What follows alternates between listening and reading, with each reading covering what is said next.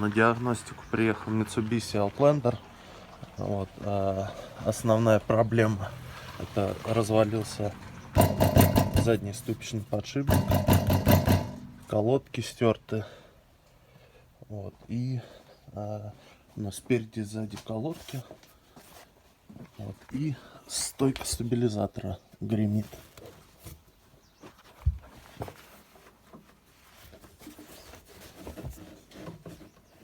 Вот такие вот звуки. Втулочки будем тоже менять.